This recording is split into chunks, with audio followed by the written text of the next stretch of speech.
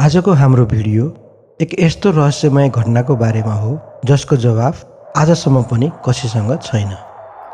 एक यस्तो दुर्घटना जसले दशकौंदेखि अनुसन्धानकर्ताहरू, वैज्ञानिकहरू र सिद्धान्तकारहरूलाई हैरान पार्दै आएको छ। यो कहानी हो सन् 1959 को सोभियत रुसको हिमाली क्षेत्रमा 9 जना अनुभवी युवा हाइकरहरूको रहस्यमय मृत्युको।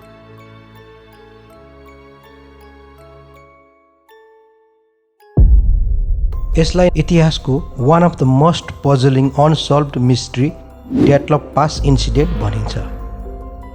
ती 9 जना किन आफ्नो टेन्टबाट भागे, कसले गर्यो तिनको हत्या, के यो प्राकृतिक प्रकोप थियो वा मानवीय हत्या? आज हामी यही रहस्यको कुरा गर्नेछौँ। साल थियो सन् 1959। रुसको मध्य भागको युरल पर्वत श्रृङ्खला, जहाँ तापक्रम -30 डिग्रीसम्म पुग्ने गर्दछ, जहाँ हिउँको चिसो र डर एकसाथ बस्छन्। त्यो कठोर जाडोमा 9 जना विद्यार्थीहरूले एउटा सपना बोके, एक कठिन र खतरनाक यात्रा पुरा गर्ने सपना। उनीहरूको नेतृत्व गर्दै थिए 23 वर्षका इगोर ड्याटलभले। साथमा थिए उनका साथीहरू युरी डोरोसेन्को, जिना कोल्मोगोरोभा, रुस्टेम स्लोबोडिन, ल्युडमिला दुबिनिना, निकोलाई अलेक्जेन्डर, सेम्योन र युरी क्रिबिनिसेन्को। उनीहरू सबै इन्जिनियरिङ विद्यार्थी, अनुभवी पर्वतारोही र उत्साहले भरिएका युवा थिए। 25 जनवरीमा उनीहरू रेल र ट्रक चढ्दै पर्वततिर निस्किए। फोटोहरूमा सबै हाँसिरहेका छन्। क्रिबोनिसेन्कोले आफ्नो क्यामेराबाट हरेक क्षण कैद गर्दैछन् र लुडमिला दुबिनिना भने सधैँजसो डायरी लेख्दैछिन्। उनी लेख्छिन्, आज हावा राम्रो छ, हामी सबै सँगै हाँस्दै अघि बढ्दैछौँ। उनीहरूको योजना थियो फेब्रुअरी 12 सम्ममा ओटोर्तेन पर्वत पुग्ने। फेब्रुअरी 1 मा मौसम अचानक बदलियो, हावाको वेग बढ्यो, कुहिरो फैलियो, जसका कारणले उनीहरूलाई बाटो पत्ता लगाउन असाध्यै गाह्रो भयो। त्यो रात उनीहरूले त्यहीँ टेन्ट हालेर बस्ने निर्णय गरे। उनीहरूले खोलात स्क्याल नामको एक ढल्कोमा आफ्नो टेन्ट हाले, जसको मान्छी भाषामा अर्थ हुन्छ मृत्युको पहाड। फोटोहरूमा उनीहरू अझै मुस्कुराइरहेका छन्। क्रिबोनिसेनको हरेक क्षण क्यामेरामा कैद गर्दैछन्। ल्युडमिला आफ्नो नोटबुकमा लेख्दैछिन्। उनले लेख्छिन्, आज हावाले टेन्ट हल्लाएको छ, तर सबै ठिक छ। उनीहरूलाई थाहा थिएन कि त्यो रात नै उनीहरूको अन्तिम रात हुने थियो। रातको गाढा अन्धकारमा केही भयो, केही यस्तो जसले उनीहरू सबैलाई टेन्टभित्रबाटै भाग्न बाध्य बनायो। टेन्टभित्रबाटै च्यातिएको थियो। सबै सामान, खाना, बुट सबै त्यहीँ थियो, तर 9 जना युवाहरू नाङ्गा खुट्टा, आधा कपडामा, हिउँको आदिमा भागे। के देख्यो? दिनहरू बित्दै गए। जब उनीहरू फर्किएनन्, खोज टोली पठाइयो।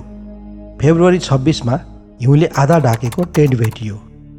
भित्र सबै व्यवस्थित थियो, बाहिर केवल नाङ्गा खुट्टाका पाइला थिए। पहिलो 2 शव देवदारको रुखमुनि भेटियो, युरी डोरोसेन्को र क्रिबोनिसेन्को। उनीहरूको खुट्टा नाङ्गो थियो, शरीरमा केवल भित्री कपडा मात्र थियो र उनीहरूले आगो बाल्ने प्रयास गरेको चिनो थियो। रुखका हाँगा भाँचिएका थिए। सायद उनीहरूले माथिबाट टेन्टतिर हेर्न खोजेका थिए। टेन्ट र रुख बीचको बाटोमा इगोर ड्याटलभ, जिना र रुस्टेमको लास भेटियो। मानव उनीहरू फर्कने प्रयासमा कहीँ मरेका थिए। उनीहरूको मृत्यु चिसो र हाइपोथर्मियाले भएको थियो। तर बाँकी 4 जना भने 2 महिनापछि एक घना खोजमा भेटिए। त्यहाँको दृश्य अकल्पनीय थियो। निकोलाईको टाउको फुटेको, ल्युडमिला र सेमनको छाती भाँचिएको थियो र ल्युडमिलाको जिब्रो र आँखा हराएका थिए। तर बाहिरी चोट केही थिएन, मानव भित्रैबाट बल लगाएर प्रहार गरिएको हो। सोभियत अनुसन्धानले यो केस छिट्टै बन्द गर्यो। उसले अन्तिम निष्कर्षमा लेख्यो, अज्ञात शक्तिको कारण मृत्यु। तर के थियो त्यो अज्ञात शक्ति? हिमपहिरो, सैन्य परीक्षण, युएफओ वा मानव मनकै डर? त्यो रात आकाशमा सुन्तला र नीलो रङका उज्यालो लाइटहरू देखिएको भन्ने पनि गरिन्छ। के त्यो युएफओ थियो? तर त्यसको प्रमाण भने कहिल्यै भेटिएन। उनीहरूको एकजना साथी युरी युदिन, जो उक्त यात्राबाट बीचमै फर्किएका थिए, उनले वृद्ध अवस्थामा भनेका थिए, मेरो साथीहरूलाई के भयो मैले कहिले बुझ्न सकिनँ, तर त्यो हिमपहिरो होइन। आज 60 वर्षपछि पनि ड्याटलो पास अझै हिउँले ढाकिएको छ, तर रहस्य अझै बाँचिरहेको छ। त्यो टेन्ट, ती डायरीका पाना, क्रिभोनिसेन्कोका मुस्कान र ल्युडमिलाको अन्तिम लेख अहिलेसम्म पनि पहाडको हावामा गुन्जिन्छ। सायद यो रहस्य समाधानका लागि होइन, सम्झनाका लागि मात्र बाँकी छ।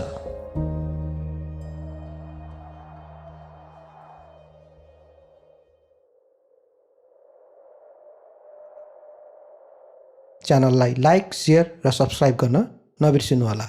अर्को भिडियोमा फेरि भेटौँला अर्को रहस्यमय कथासँग। धन्यवाद।